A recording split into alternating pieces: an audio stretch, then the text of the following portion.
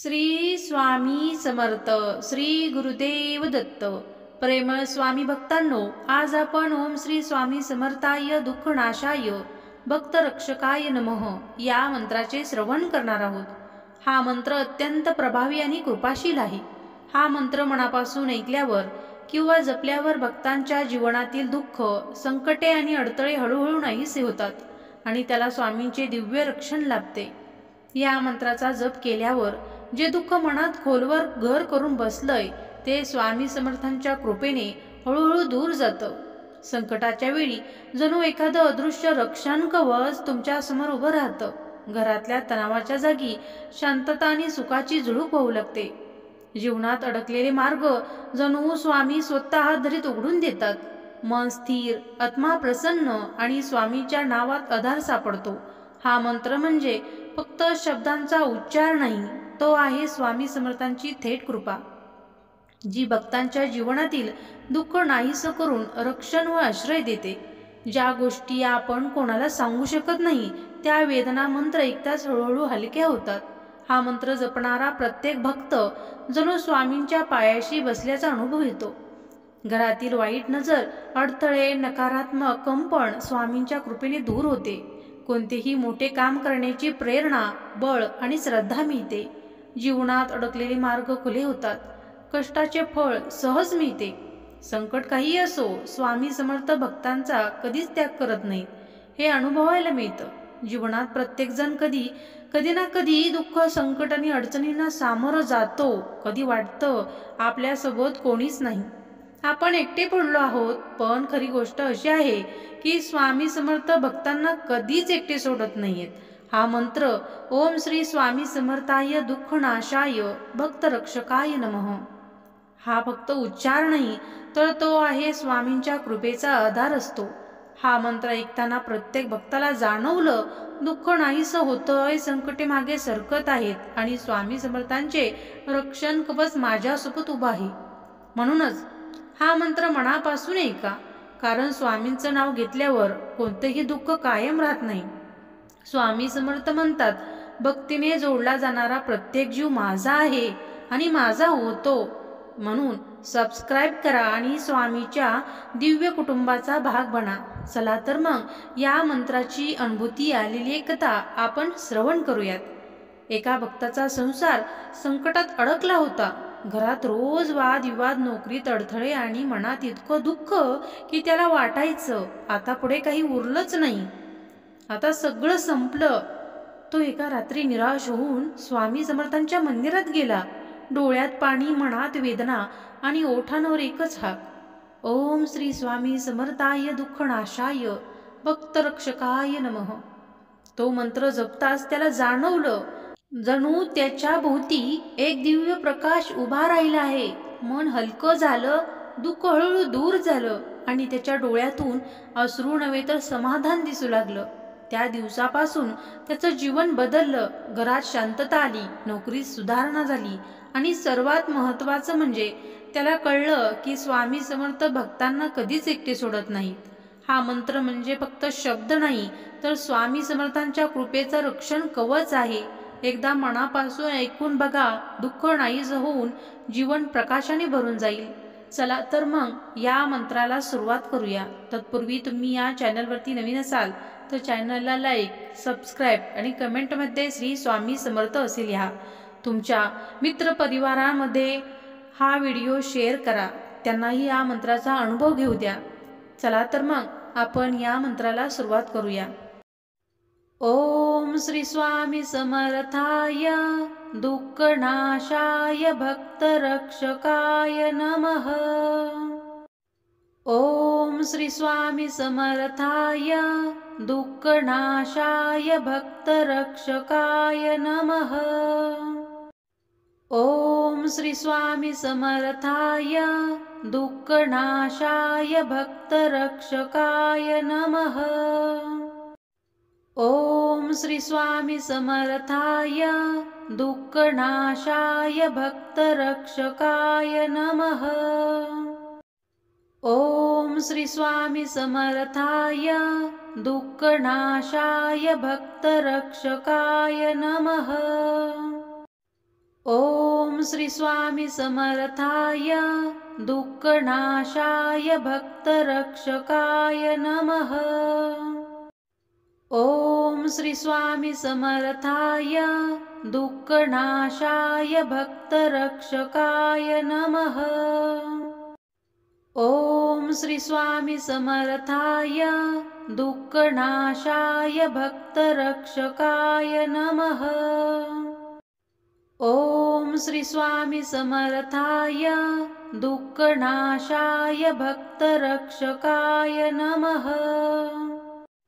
ओम श्री स्वामी समर्थाय दुःखनाशाय भक्तरक्षकाय नमः। ओम श्री स्वामी समर्थाय दुःखनाशाय भक्तरक्षकाय नमः। ओम श्री स्वामी समर्थाय दुःखनाशाय भक्तरक्षकाय नमः। ओम श्री स्वामी समर्थाय दुःखनाशाय भक्तरक्षकाय नमः। ओम श्री स्वामी समर्थाय दुःखनाशाय भक्तरक्षकाय नमः। ओम श्री स्वामी समर्थाय दुःखनाशाय भक्तरक्षकाय नमः। ओम श्री स्वामी समर्थाय दुःखनाशाय भक्तरक्षकाय नमः। ओम श्री स्वामी समर्थाय दुःखनाशाय भक्तरक्षकाय नमः। ओम श्री स्वामी समर्थाय दुःखनाशाय भक्तरक्षकाय नमः। ओम श्री स्वामी समर्थाय दुःखनाशाय भक्तरक्षकाय नमः। ओम श्री स्वामी समर्थाय दुःखनाशाय भक्तरक्षकाय नमः। ओम श्री स्वामी समर्थाय दुःखनाशाय भक्तरक्षकाय नमः। ओम श्री स्वामी समर्थाय दुःखनाशाय भक्तरक्षकाय नमः। ओम श्री स्वामी समर्थाय दुःखनाशाय भक्तरक्षकाय नमः। ओम श्री स्वामी समर्थाय दुःखनाशाय भक्तरक्षकाय नमः। ओम श्री स्वामी समर्थाय दुःखनाशाय भक्तरक्षकाय नमः। ओम श्री स्वामी समर्थाय दुःखनाशाय भक्तरक्षकाय नमः। ओम श्री स्वामी समर्थाय दुःखनाशाय भक्तरक्षकाय नमः। ओम श्री स्वामी समर्थाय दुःखनाशाय भक्तरक्षकाय नमः। ओम श्री स्वामी समर्थाय दुःखनाशाय भक्तरक्षकाय नमः। ओम श्री स्वामी समर्थाय दुःखनाशाय भक्तरक्षकाय नमः। ओम श्री स्वामी समर्थाय दुःखनाशाय भक्तरक्षकाय नमः। ओम श्री स्वामी समर्थाय दुःखनाशाय भक्तरक्षकाय नमः। ओम श्री स्वामी समर्थाय दुःखनाशाय भक्तरक्षकाय नमः। ओम श्री स्वामी समर्थाय दुःखनाशाय भक्तरक्षकाय नमः। ओम श्री स्वामी समर्थाय दुःखनाशाय भक्तरक्षकाय नमः। ओम श्री स्वामी समर्थाय दुःखनाशाय भक्तरक्षकाय नमः। ओम श्री स्वामी समर्थाय दुःखनाशाय भक्तरक्षकाय नमः। ओम श्री स्वामी समर्थाय दुःखनाशाय भक्तरक्षकाय नमः। ओम श्री स्वामी समर्थाय दुःखनाशाय भक्तरक्षकाय नमः। ओम श्री स्वामी समर्थाय दुःखनाशाय भक्तरक्षकाय नमः। ओम श्री स्वामी समर्थाय दुःखनाशाय भक्तरक्षकाय नमः। ओम श्री स्वामी समर्थाय दुःखनाशाय भक्तरक्षकाय नमः। ओम श्री स्वामी समर्थाय दुःखनाशाय भक्तरक्षकाय नमः।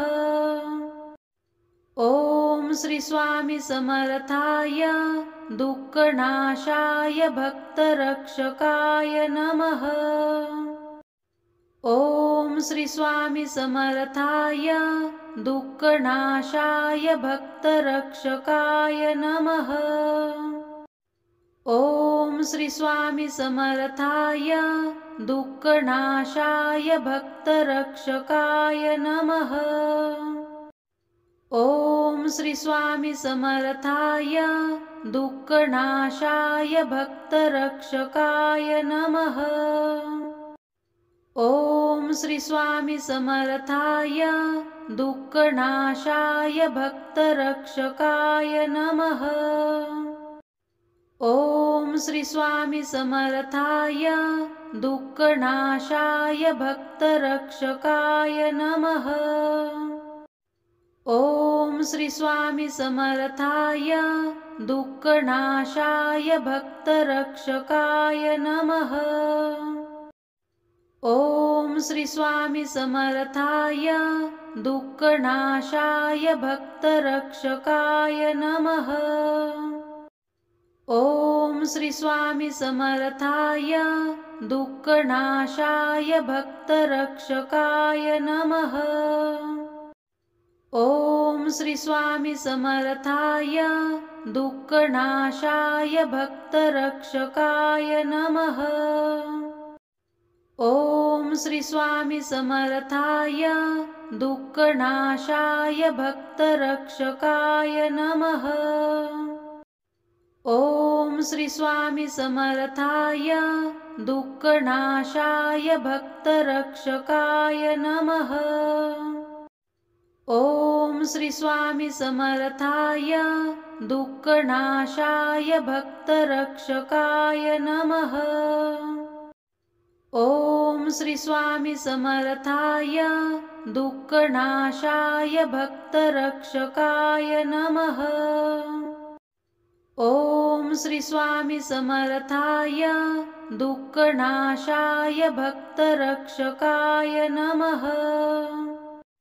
ओम श्री स्वामी समर्थाय दुःखनाशाय भक्तरक्षकाय नमः। ओम श्री स्वामी समर्थाय दुःखनाशाय भक्तरक्षकाय नमः। ओम श्री स्वामी समर्थाय दुःखनाशाय भक्तरक्षकाय नमः। ओम श्री स्वामी समर्थाय दुःखनाशाय भक्तरक्षकाय नमः। ओम श्री स्वामी समर्थाय दुःखनाशाय भक्तरक्षकाय नमः। ओम श्री स्वामी समर्थाय दुःखनाशाय भक्तरक्षकाय नमः। ओम श्री स्वामी समर्थाय दुःखनाशाय भक्तरक्षकाय नमः। ओम श्री स्वामी समर्थाय दुःखनाशाय भक्तरक्षकाय नमः। ओम श्री स्वामी समर्थाय दुःखनाशाय भक्तरक्षकाय नमः। ओम श्री स्वामी समर्थाय दुःखनाशाय भक्तरक्षकाय नमः। ओम श्री स्वामी समर्थाय दुःखनाशाय भक्तरक्षकाय नमः। ओम श्री स्वामी समर्थाय दुःखनाशाय भक्तरक्षकाय नमः।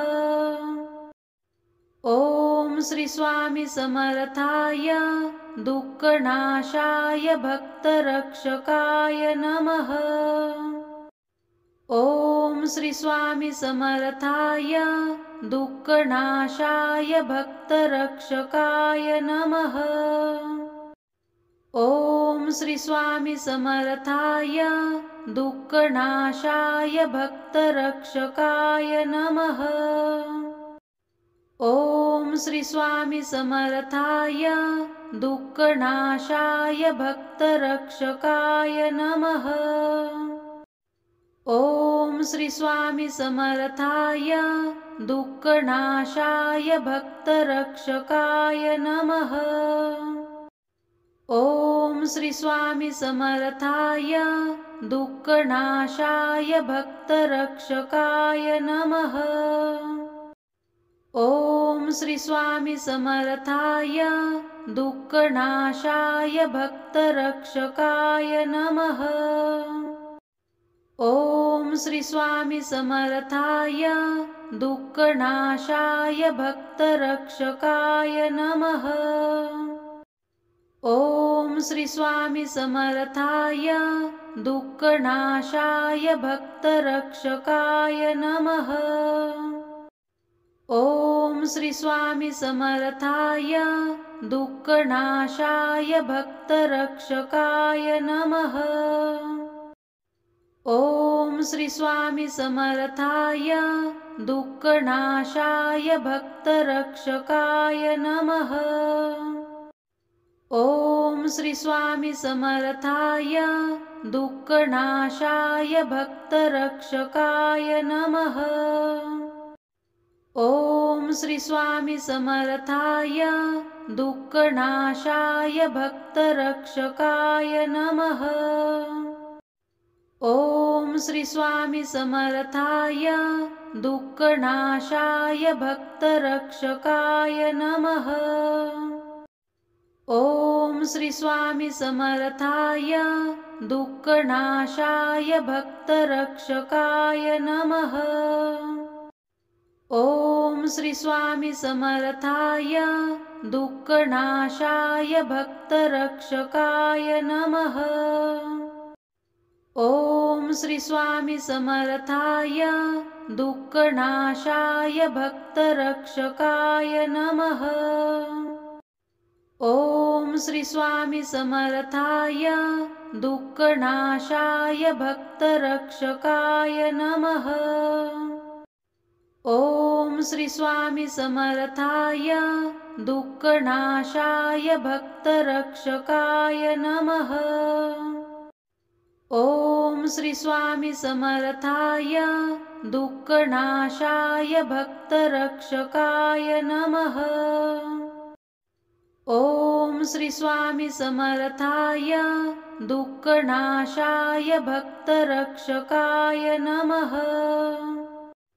ओम श्री स्वामी समर्थाय दुःखनाशाय भक्तरक्षकाय नमः। ओम श्री स्वामी समर्थाय दुःखनाशाय भक्तरक्षकाय नमः। ओम श्री स्वामी समर्थाय दुःखनाशाय भक्तरक्षकाय नमः।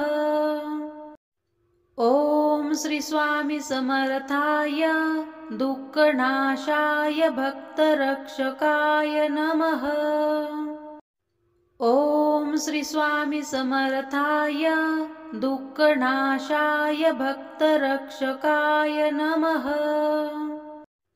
ओम श्री स्वामी समर्थाय दुःखनाशाय भक्तरक्षकाय नमः। ओम श्री स्वामी समर्थाय दुःखनाशाय भक्तरक्षकाय नमः। ओम श्री स्वामी समर्थाय दुःखनाशाय भक्तरक्षकाय नमः। ओम श्री स्वामी समर्थाय दुःखनाशाय भक्तरक्षकाय नमः। ओम श्री स्वामी समर्थाय दुःखनाशाय भक्तरक्षकाय नमः। ओम श्री स्वामी समर्थाय दुःखनाशाय भक्तरक्षकाय नमः। ओम श्री स्वामी समर्थाय दुःखनाशाय भक्तरक्षकाय नमः। ओम श्री स्वामी समर्थाय दुःखनाशाय भक्तरक्षकाय नमः। ओम श्री स्वामी समर्थाय दुःखनाशाय भक्तरक्षकाय नमः। ओम श्री स्वामी समर्थाय दुःखनाशाय भक्तरक्षकाय नमः। ओम श्री स्वामी समर्थाय दुःखनाशाय भक्तरक्षकाय नमः। ओम श्री स्वामी समर्थाय दुःखनाशाय भक्तरक्षकाय नमः। ओम श्री स्वामी समर्थाय दुःखनाशाय भक्तरक्षकाय नमः।